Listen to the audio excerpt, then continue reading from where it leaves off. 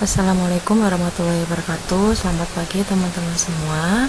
Kami dari kelompok 2 yang beranggotakan Hilmianti, Inaratul Saida, dan saya sendiri Maharani Anissa akan mempresentasikan materi geometri hiperbolik. Saya Maharani Anissa sebagai penyaji pertama akan menyampaikan kepada teman-teman semua tentang apa itu geometri hiperbolik. Geometri hiperbolik terdapat postulat kesejajaran hiperbolik, di mana dipunyai suatu garis L dan suatu titik P tidak pada L. Maka ada dua garis yang berbeda melalui P dan sejajar pada L. Nah, di sini misalkan Q adalah ujung tegak lurus dari P ke L. A dan B secara berturut-turut adalah titik pada M dan N, dua garis dajar, sehingga A dan B pada sisi yang sama pada PQ, ya, pada gambar 2.13 di sebelah kiri ini. Suatu garis memuat sinar PC antara PA dan PB juga harus jajar pada L. Nah, di sini pada bidang Euclid diberikan sinar PA dan PB yang tidak segaris, dan titik Q itu sendiri berada di sudut dalam APB. Suatu garis memuat Q harus memotong salah satu dari PA, PB, atau keduanya, yaitu PA dan PB. Nah, ini bukan kasus di bidang hiperbolik pada gambar 2.13. Nah, karena garis L itu sendiri melalui Q dan tidak memotong garis N maupun garis M. Teorema 2.17. Setiap segitiga mempunyai jumlah sudut kurang dari 180 derajat. Merupakan akibat dari 2.16. Maka setiap segitiga jumlah sudut-sudutnya kurang dari 180 derajat.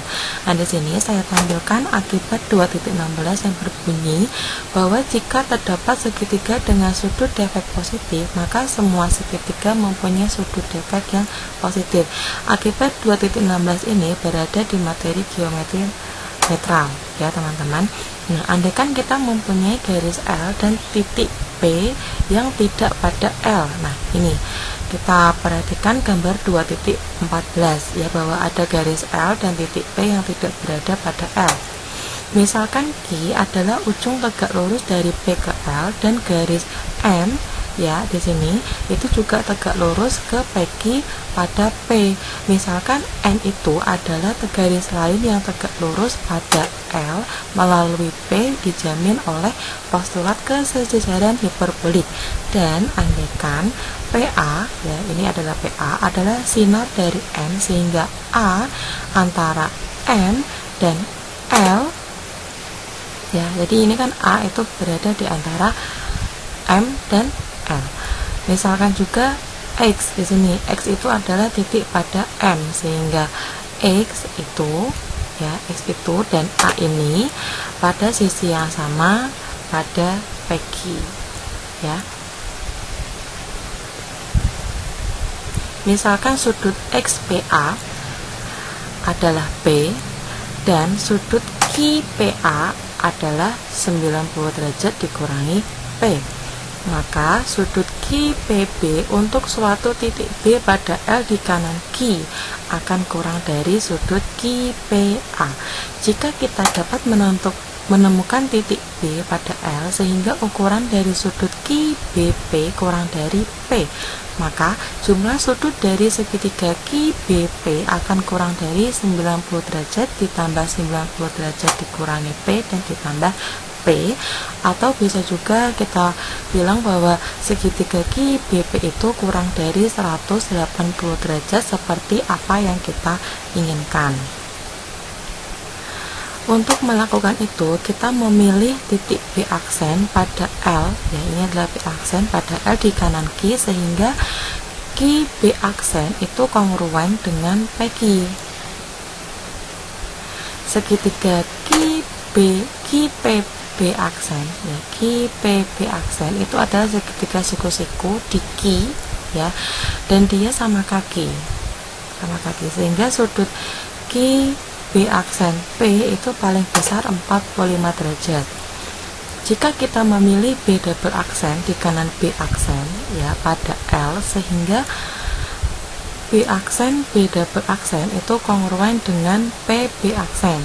Maka segitiga PB aksen B double aksen itu merupakan segitiga sama kaki dengan sudut puncak sedikitnya 135 derajat. Karena ini kan dia berpelurus ya teman-teman. Jadi sudut PB double aksen B aksen paling banyak pastinya 22,5 derajat ya. Nah, dengan meneruskan proses ini akhirnya kita akan sampai pada titik B, sehingga sudut PBQ kurang dari P dan kita mempunyai segitiga PBQ dengan jumlah sudut kurang dari 180 derajat. Jadi pada bidang hiperbolik semua segitiga mempunyai jumlah sudut kurang dari 180 derajat. Akibat 2.18, semua segi 4 memiliki jumlah sudut kurang dari 360 derajat. Nah, di sini pada segitiga geometri Euclid mungkin kongruen atau sama atau tidak ada satupun, tapi masuk geometri hiperbolik. Teorema 2.19, segitiga yang sama adalah kongruen. Untuk buktinya, jika kita mempunyai dua segitiga yang sama, yaitu segitiga ABC dan A aksen, B aksen, C aksen, seperti pada gambar 2.15 ini, ya, asumsikan kedua segitiga ini tidak kongruen, yaitu sudut yang bersesuaian kongruen, tapi sisi yang bersesuaian tidak kongruen. Akibatnya tidak ada pasangan sisi yang bersesuaian yang kongruen, atau dengan postulat sudut sisi sudut segitiga akan kongruen. Jadi salah satu segitiga itu harus memiliki dua sisi yang lebih panjang dari sisi dalam segitiga yang lain. Nah, kita misalkan AB, ya, AB itu lebih besar dari A aksen B aksen, dan ruas garis AC ini lebih besar atau lebih panjang dari A aksen C aksen. Nah, ini berarti kita dapat menemukan titik D dan E pada masing-masing sisi AB dan AC, sedemikian sehingga AD itu kongruen dengan A aksen B aksen dan AE itu kongruen dengan A aksen C aksen. Selanjutnya dari gambar 2.15 tadi, dengan sisi sudut sisi segitiga yaitu segitiga ADE, ya, yang kongruen dengan segitiga A aksen B aksen C aksen, dan sudut yang sesuai adalah kongruen, khususnya sudut ADE, ya, ADE di sini sudut D kongruen dengan sudut A aksen B aksen C aksen, yaitu sudut B aksen di sini kongruen dengan sudut ABC atau sudut B di sini, ya. Jadi sudutnya sama. Kemudian untuk sudut AED atau sudut E itu kongruen dengan sudut A aksen C aksen B aksen atau sudut C aksen, kongruen juga dengan sudut ACB atau sudut C. Hal ini berarti segi 4 DECB memiliki jumlah sudut 360 derajat. Ini bertentangan dengan akibat 2.18 dan segitiga ABC itu kongruen dengan segitiga A aksen B aksen C aksen. Segi 4 Shakeri dan Lambert. Definisinya, sebuah segi 4 dengan sudut alasnya siku-siku dan sisinya kongruen disebut segi 4 Shakeri. Sisi yang berhadapan dengan alas adalah puncak, dan sudut yang terbentuk antara sisi dan puncak adalah sudut puncak. Dalam bidang Euclidean, tentu ini akan menjadi persegi panjang, tapi dengan akibat 2.18 tidak terdapat persegi panjang dalam bidang hiperbolis. Perhatikan bahwa sudut puncak dari segi 4 Shakeri merupakan kongruen dan lancip, dan segmen yang tergabung dengan titik tengah alas dan puncak pada segi 4 Shakeri tegak lurus terhadap keduanya. Fakta ini mudah untuk diperiksa dengan mempertimbangkan garis tegak lurus pada alasnya. Nah, coba kalian perhatikan gambar 2.16. Ini merupakan segi 4 Shakeri, ya, bahwa MM aksen pada gambar tersebut merupakan SAS, yaitu segitiga M aksen D dan segitiga M aksen sen C. Dia kongruen dengan postulat SAS ya, dimana segitiga AMD dan segitiga BMC itu kongruen.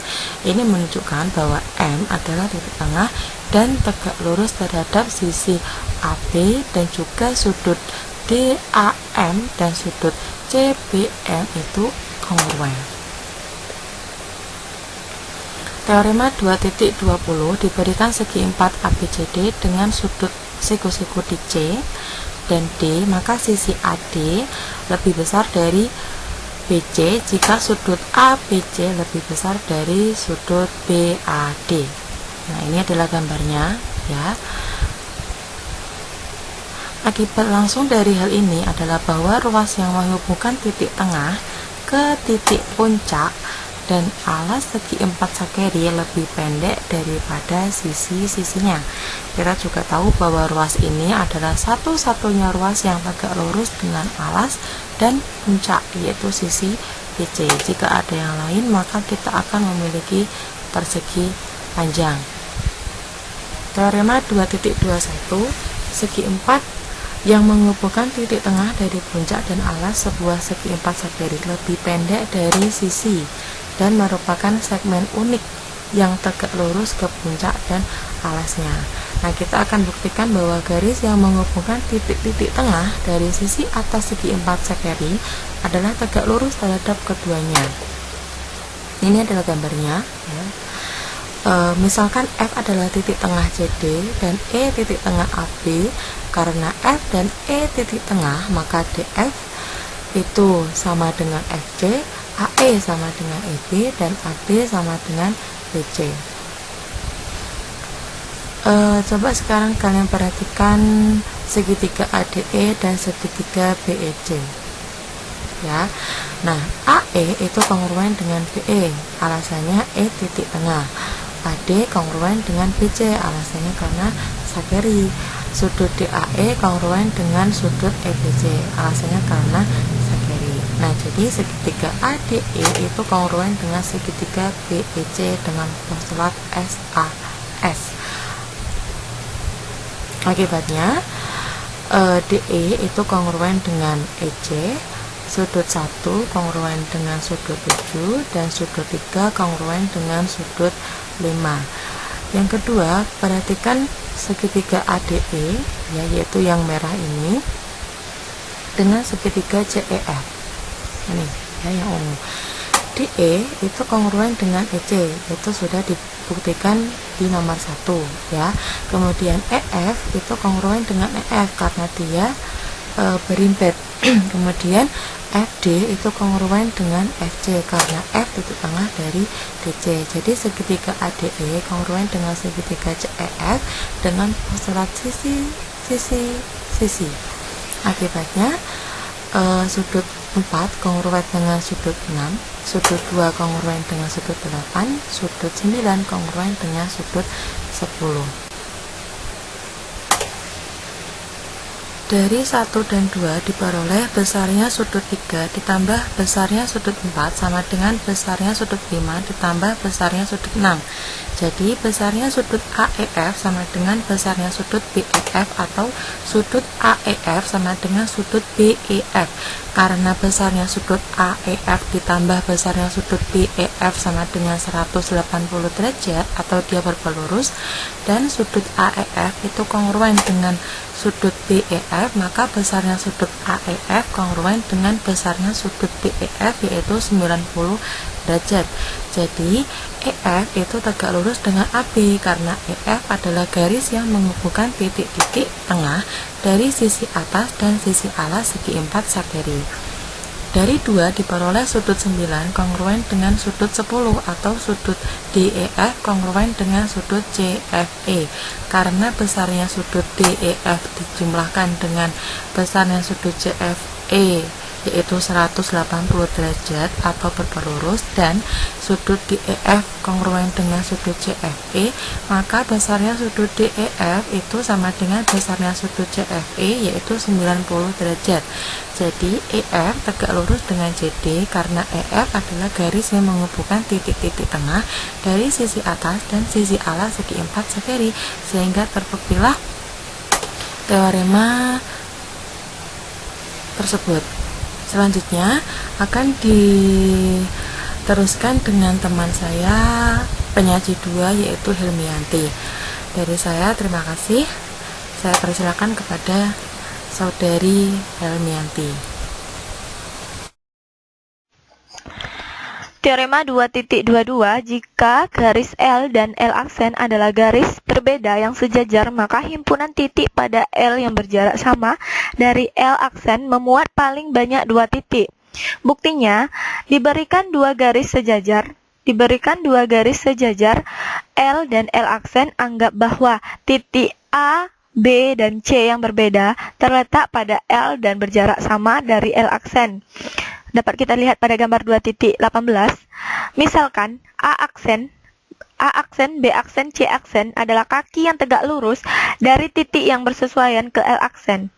Maka A, B, B aksen, A aksen, A, C, C aksen, A aksen, dan B, C, C aksen, B aksen semuanya segi 4 Sagheri dan semua sudut puncaknya kongruen.